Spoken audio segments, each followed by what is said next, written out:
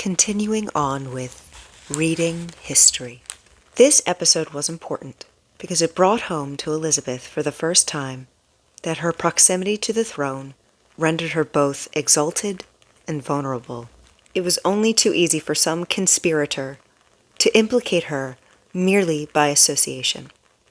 From now on, her conduct was governed by extreme circumspection. The princess re-immersed herself in her books, dressed modestly, and cultivated a low profile. She confined herself to exchanging letters, erudite and religious in tone, with her royal brother, who welcomed her with great ceremony whenever she came to court, and kept her constantly at his side.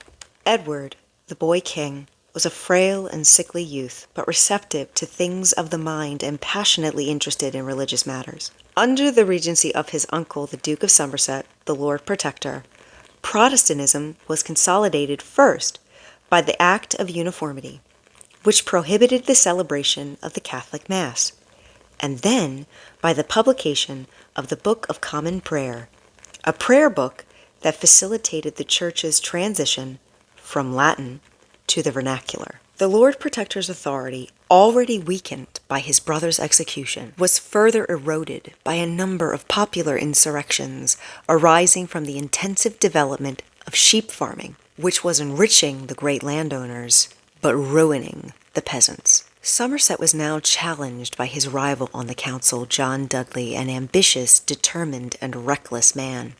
Taking advantage of his influence over the young king, who was sufficiently under his sway to grant him honors, riches, and the title of Duke of Northumberland, the royal favorite rallied the malcontents around him. At his instigation, Somerset was arrested for treason and executed in February 1552.